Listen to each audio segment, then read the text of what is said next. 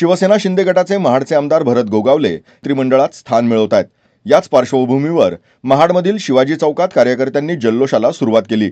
LED स्क्रीनच्या माध्यमातून शपथविधी सोहळा लाईव्ह पाहण्यासाठी हजारोंच्या संख्येनं कार्यकर्त्यांची गर्दी उसळली होती।